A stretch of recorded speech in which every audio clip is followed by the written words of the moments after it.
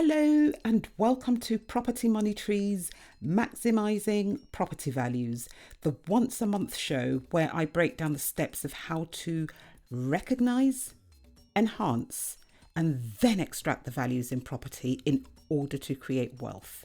Would you like to find out how you can benefit from the steps of maximising property values?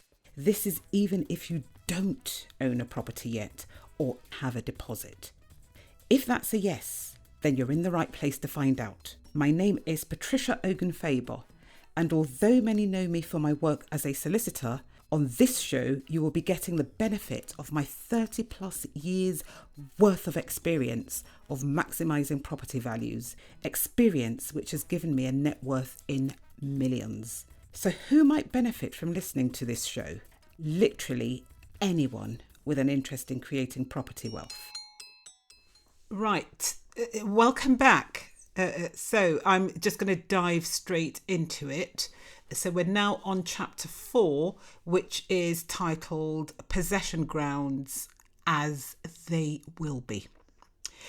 This is a very technical area that in the main only experts, either expert landlords or expert professionals, will be able to successfully navigate, and strict compliance will be essential if possession is to be obtained. As assured tenancies will only be able to be ended by a tenant giving up to 2 months' notice to leave, or by the landlord obtaining possession via the courts, it is important that landlords have an idea of how they might be able to get possession of their properties if need be. And so I have summarised the possible grounds for information purposes. My summary has only been prepared for the most popular types of residential landlords in England and not agricultural ones at all. Please note that this is simply to give a flavour of what the grounds represent and is not a definitive representation. Also, I don't set out all the conditions. Mandatory grounds. The court must grant possession if the conditions are met. Ground 1. The landlord or one of them, if there are joint landlords, needs the dwelling back as the main or principal home for any person in their immediate family. Things to note. The landlord or one of them, if there are joint landlords, must have given the tenant notice before the tenancy commenced, or the court dispensed of the notice requirements, that at least one of them occupied the accommodation as a main home. The landlord or one of them, if there are joint tenants, needs it as the main home for an immediate family member and didn't buy the dwelling with the tenant already in it. The ground can only be used after the tenancy has run for at least 12 months. At least 4 months' notice must be given to the tenant. If there is a buy-to-let mortgage on the dwelling, this route might not be lawfully open to the landlord, as it will be a condition of the mortgage that the landlord and family members will not reside in the dwelling. If the dwelling is owned by a company, this ground might also not be readily available to landlords because companies are separate bodies in law and can't physically reside anywhere.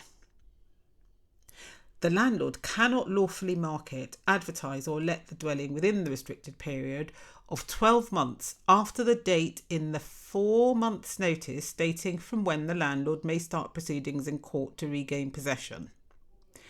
Agents can also be liable here. Ground 1A. The landlord or one of them, if there are joint landlords, wishes to sell. Things to note.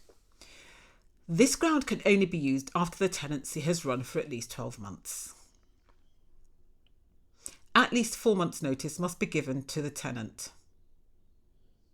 Landlords should review current tenancies and determine if they might need to sell shortly or within 12 months of the start of their next tenancy. If so, they might wish to consider using the Section 21 notice procedure now if they can. Some buyers are put off when there is a tenant in situ. So after considering everything, landlords might want to decide if they will be better off obtaining vacant possession before they start marketing or not. Ground 1B. Only relevant to private registered providers of social housing. Ground 2. Only relevant to mortgage lenders. Ground 2ZA. For use by intermediate landlords. Things to note. This ground will be available to use where a superior lease will end within the next 12 months, or the superior landlord has served valid notice to end the superior lease within the next 12 months, and the landlord is a private registered provider of social housing, a tenant of a superior agricultural lease, a company in which a local authority owns at least 50% of the shares, or supplies the accommodation for supported living purposes. At least 4 months' notice must be given to the tenant. The tenant must be told before the tenancy starts that this ground might be relied on to gain possession.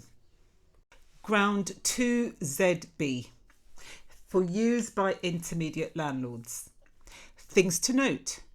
This ground will be available to use where a long lease, 21 years or more, superior tenancy, fixed term, will end in the next 12 months or has ended and holds over, and valid notice has been served to end it within the next 12 months. At least 4 months' notice must be given to the tenant. The tenant must be told before the tenancy starts that this ground might be relied on to gain possession. Ground 2ZC. For use by superior landlords. Things to note. This ground will be available to use if there is, for example, a rent-to-rent agreement, it ends, and the assured tenant becomes a tenant of the superior landlord. The superior landlord will be able to seek possession if he serves a valid notice on the tenant within 6 months of the tenant becoming his tenant, and the previous landlord is a private registered provider of social housing, a tenant of the superior agricultural lease, a company in which a local authority owns at least 50% of the shares, or supplies the accommodation for supported living purposes. At least 4 months' notice must be given to the tenant. The tenant must be told before the tenancy starts that this ground might be relied on to gain possession. If the intermediate landlord gave proper notice under ground 2ZA, the notice can be treated as having been given by the superior landlord under this ground. Ground 2ZD. For use by superior landlords. Things to note. This ground will be available to use if there is, for example, a long lease rent-to-rent agreement, it ends, and the assured tenant becomes the tenant of the superior landlord. The superior landlord will be able to seek possession if he starts possession proceedings within 6 months of the tenant becoming his tenant as a result of the long lease fixed term ending, or where the tenancy ended within 12 months of the end of the fixed term, or if the tenancy continued where a valid notice to end within 12 months has been served. At least 4 months' notice must be given to the tenant. The tenant must be told before the tenancy that this ground might be relied on to gain possession. If the intermediate landlord gave proper notice under ground 2ZB, the notice can be treated as having been given by the superior landlord under this ground. Ground 3. The holiday let ground is being abolished. Something to note. Does the landlord let out their holiday accommodation to individuals who will reside there as their main or principal home during quiet periods, during off seasons? If so, they will no longer be able to evict using this ground. Ground 4. For use by specified educational institutions or other specified institution or body of persons. Things to note. If you do not know that you are one of these, there's a 99.9% chance that you're not. This will be available where the accommodation was let to a student within the last 12 months and notice was given to the tenant before a tenancy started that the accommodation was used for student lettings within 12 months before the tenancy. At least 2 weeks' notice must be given to the tenant. The tenant must be notified before the tenancy starts that the ground might be relied on to gain possession. Ground 4A, for use in connection with HMO only full-time student lets. Things to note. Numerous conditions apply, so expert professional advice should be sought so that a full understanding of the possession parameters is achieved. The ground will fail if the tenant is not notified before the tenancy starts that the ground might be relied on to gain possession, or if the tenancy is granted more than 6 months before it starts. Before the tenancy starts, the tenant must be notified that they meet the student test and that the landlord will want to let it to another student the next time they let the accommodation. Tenancies in existence when the bill is passed into law will require that the landlord give the notice within 1 month of the commencement date of the law to be able to rely on this ground. Ground 5, only relevant to Minister of Religion lettings. Ground 5A, only relevant where letting is to an agricultural employee. Ground 5B, only relevant where letting is to an employee of a private registered provider of social housing. Ground 5C, property is required to let to another employee. Ground 5D, for use by private registered providers of social housing. Ground 5E, for use by a supported living provider. Things to note. This ground will be available for use where the accommodation is needed for supported living by a supported living provider and the tenant doesn't require supported living. At least 4 weeks' notice must be given to the tenant. The tenant must be told before the tenancy starts that this ground might be relied on to gain possession. Ground 5F, for use by a supported living provider. Things to note. This is a very detailed and technical ground, so expert professional advice should be sought now so that a full understanding of the possession parameters is achieved. The ground will be available where the supported living no longer meets the tenant's requirements or where it is not financially viable for the provider to provide the service, and where external funding is needed to provide the service but is no longer available. At least 4 weeks' notice must be given to the tenant. The tenant must be told before the tenancy starts that this ground might be relied on to gain possession. Ground 5G, homelessness. Things to note. This ground will be available for use where the tenancy is granted under a local housing authority's homelessness duty and the local housing authority notifies the landlord that the accommodation is no longer required and the landlord seeks possession of the accommodation within 12 months of being so notified. At least 4 weeks' notice must be given to the tenant. The tenant must be told before the tenancy starts that this ground might be relied on to gain possession. Ground 5H, stepping stone accommodation. Things to note. This ground will apply where stepping stone accommodation is granted, the tenancy conditions are no longer met by the tenant, and the landlord is a private registered provider of social housing or a charity. At least 2 months' notice must be given to the tenant. The tenant must be told before the tenancy starts that this ground might be relied on to gain possession. Ground 6, demolition or reconstruction. Things to note. This ground will be available for use where the landlord or the superior landlord of a social landlord intends to demolish / reconstruct most or all of the dwelling. Numerous conditions apply. Whilst the word demolition seems clear enough, there is a lot of case law on the meaning of reconstruction. So expert professional advice may be required in any event. At least 4 months' notice must be given to the tenant.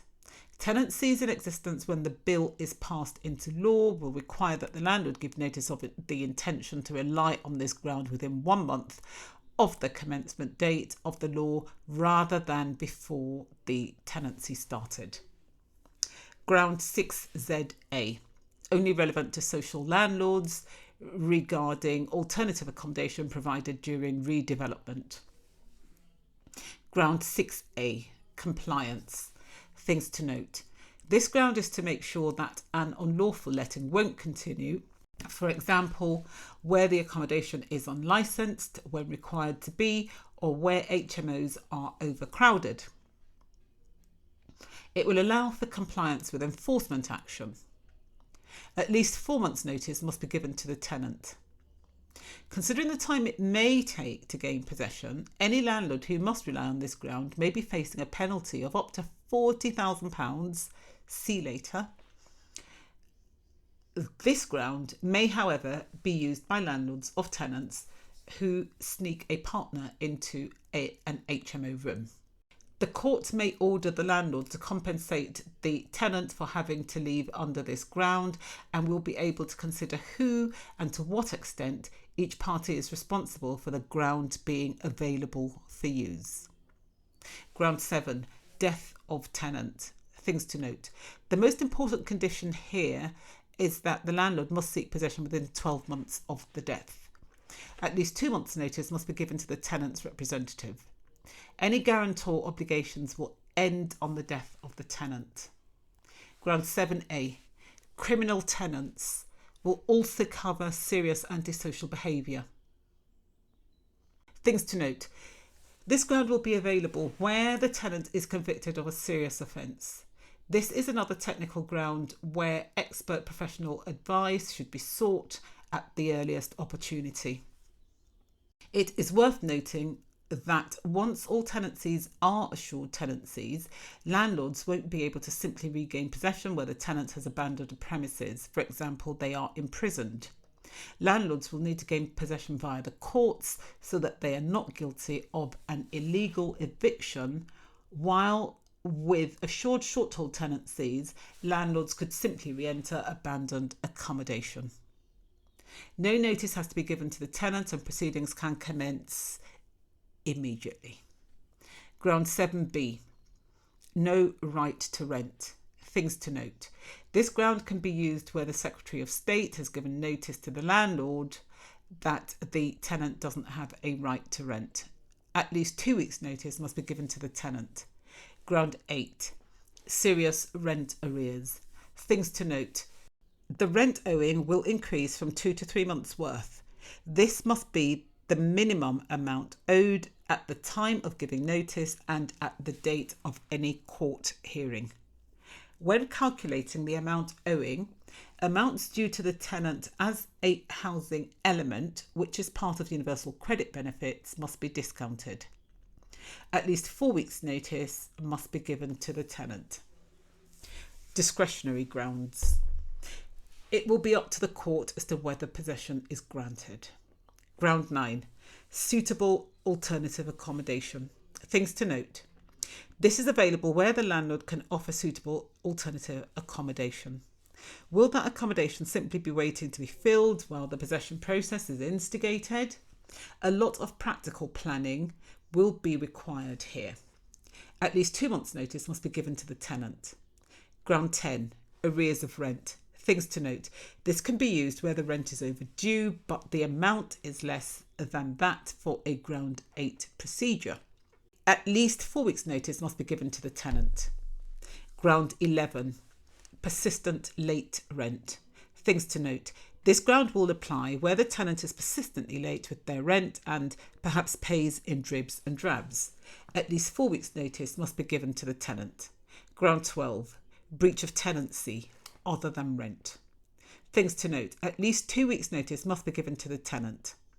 This ground is self-explanatory, and the importance of a very well drafted tenancy agreement cannot therefore be understated. Ground 13. Conditions of letting or common areas deteriorated due to the tenant. Things to note. While there are conditions, this ground is more or less self-explanatory. At least 2 weeks' notice must be given to the tenant. Ground 14. Nuisance, antisocial behaviour, or guilty of immoral acts. Things to note. This ground will apply, for example, where a HMO manager is being obstructed from carrying out their duties. This is the ground for dealing with antisocial behaviour, and the courts must now have regard to the effect such behaviour has on other occupiers of a HMO. Court action can start immediately. That is, no notice is required. But HMO licence holders, landlords, managers should consider if the licence for the dwelling requires a particular process to be followed in such cases. Ground 14ZA, convicted of an indictable offence, riot. Things to note: at least 2 weeks' notice must be given to the tenant. Ground 14A, domestic violence after one of them has left. Something to note: at least 2 weeks' notice must be given to the tenant. Ground 15, furniture deteriorated due to ill treatment. Something to note: at least 2 weeks' notice must be given to the tenant. Ground 16, let in consequence of employment which has ceased. Something to note: at least 2 weeks' notice must be given to the tenant. Ground 17, the landlord was misled into letting the accommodation. Something to note: at least 2 weeks' notice must be given to the tenant. Ground 18, uncooperative in supported living accommodation.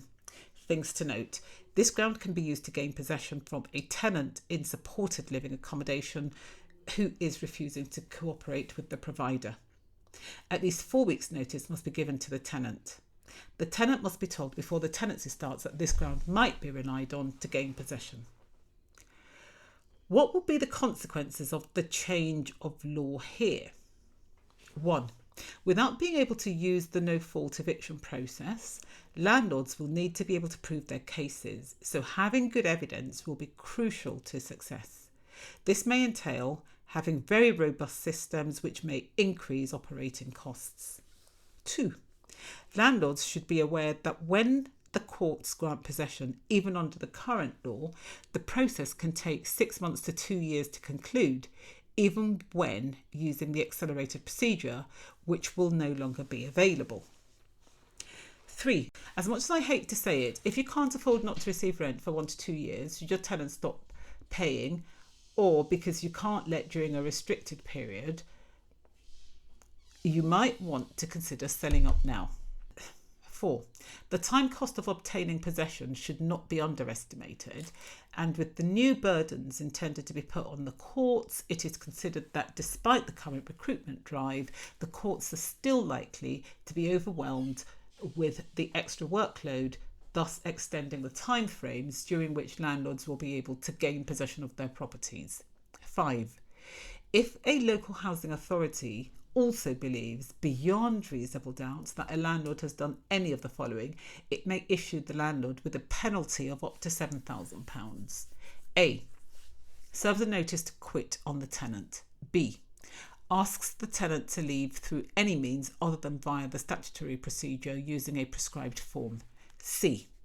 Serves a prescribed form notice to leave on the tenant but doesn't think he'd get possession order. C. Serves a prescribed notice form to leave on the tenant but doesn't think he'd get a possession order in court, and the tenant leaves within 4 months of the notice being served on them. It is unclear to me at this stage how using discretionary grounds, whereby their very nature you are not guaranteed to be granted possession by the courts, will sit with this breach. No doubt time will tell, but my views now are that relying on a discretionary ground shouldn't be. Or D.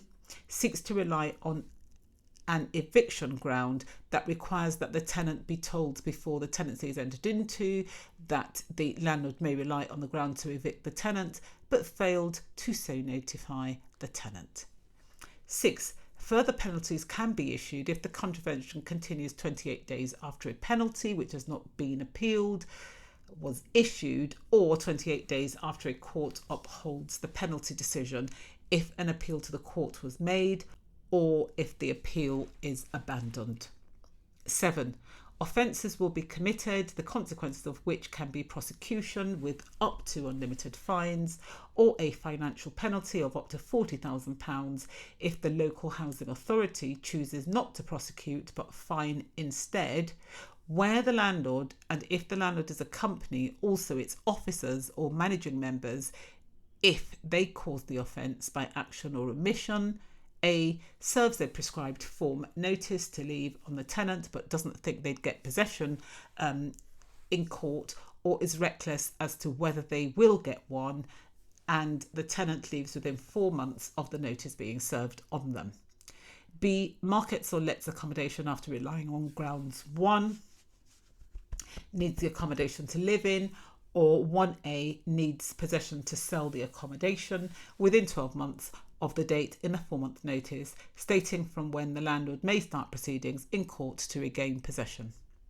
C, continues the conduct leading to the breach of the law for more than 28 days after a penalty which has not been appealed was issued, or 28 days after a court upholds the penalty decision if an appeal to the court was made, or if the appeal is abandoned, or D, has more than one penalty imposed for different conduct within 5 years.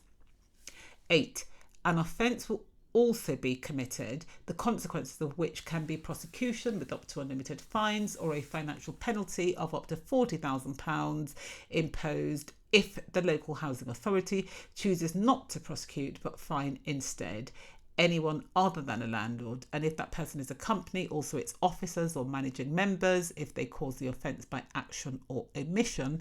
Markets or lets accommodation after a landlord has relied on ground 1, needs the accommodation to live in, or ground 1A, needs possession to sell the accommodation within 12 months of the date in the 4-month notice, stating from when the landlord may start proceedings in court to regain possession.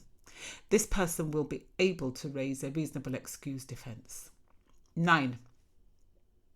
If a local housing authority believes beyond reasonable doubt that a landlord has breached the relevant provisions of the law and has issued the landlord with a penalty that has not been withdrawn or successfully appealed against, tenants and the local housing authorities will be able to apply for rent repayment orders of up to 2 years' worth of rent paid where breaches are continuing for A, serving a notice to quit, B, trying to end a tenancy with oral notice, C, serving a false notice of possession, D, relying on a possession ground recklessly and the tenant leaves within 4 months, E, serving a notice to quit on the tenant or asking the tenant to leave through any means other than via the statutory procedure using a prescribed form, F, serving a prescribed form notice to leave on the tenant while not believing they'd get a possession order in court and the tenant leaves within 4 months of the notice being served on them. 10. Other things to note are that A, business partners can be held jointly and severally liable. B, company officers or managing members can be equally liable as the offending company if they consented, connived or were negligent regarding the company's offence. As I read this, if there are, for example, 3 culpable directors, the fines for offences could be up to £160,000. One of up to £40,000 for the company and one of up to £40,000 for each director. C, courts cannot grant possession to a landlord unless there are no deposit scheme or tenant fees act infringements. If there are, these will first need to be repaid to the tenant unless the landlord is relying on ground 7A and or 14. How to mitigate the potential risks with the grounds. 1. Find a reputable possessions outfit that you can call on if the need arises. It will be prudent to make sure that they carry indemnity insurance, for example, solicitors, as now is the time to forge needed relationships. 2. Review your current tenancy agreements and consider getting new ones drafted by an expert professional who carries indemnity insurance, particularly if you might wish to rely on a ground that requires prior notice to be given to the tenant that you might rely on it to get possession and notice hasn't been given. 3. You might wish to consider using the Section 21 notice procedure now if your tenant won't agree to a new tenancy that will allow you to give the prior notice. There is a finite window of opportunity before the bill becomes law. If you think you might need to sell shortly, or if you think that once the bill becomes law, the Labour government might introduce overt rent controls.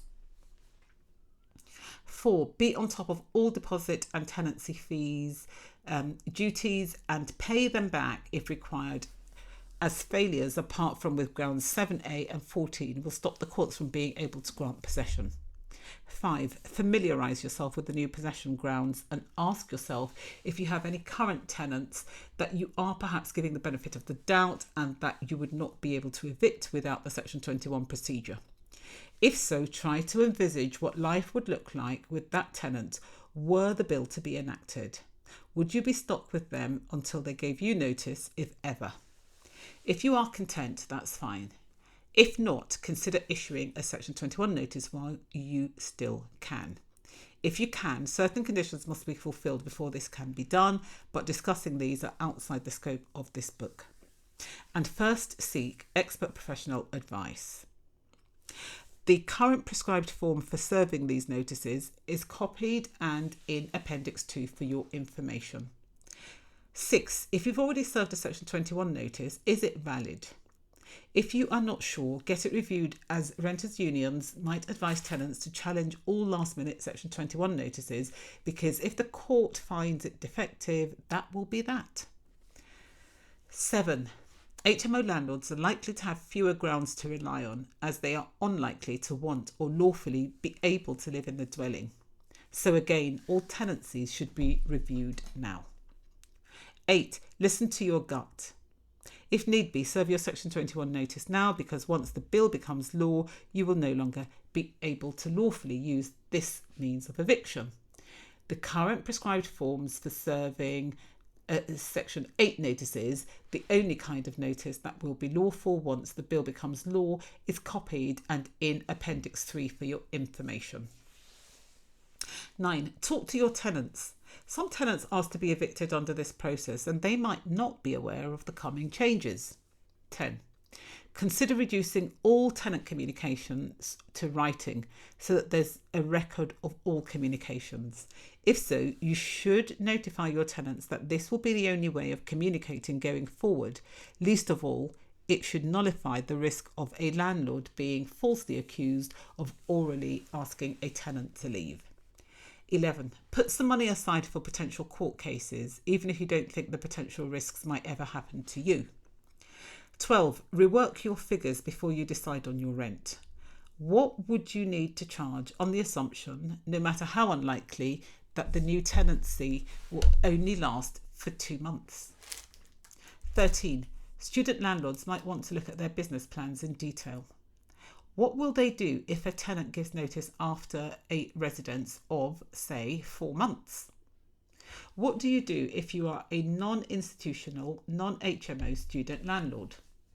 How will you regain possession if there is a problem?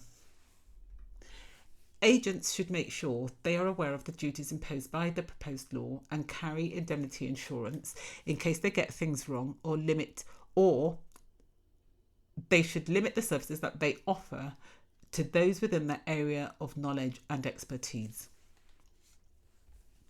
15. Company directors and other officers should be aware of their duties and discharge them diligently. The potential financial liability if they are careless is likely to be high. 16. If directors' insurance is taken out, care should be given to the small print. Will the insurer pay out if the fine has resulted from the insured's fault? Now, that was a long one. I did say last month and the month before that it was a long and technical one, but I wanted to finish it in one go. There's nothing to stop people from pausing and going back to it, and there's nothing to stop people from rewinding and re-listening. And furthermore, there's nothing to stop people from buying the book.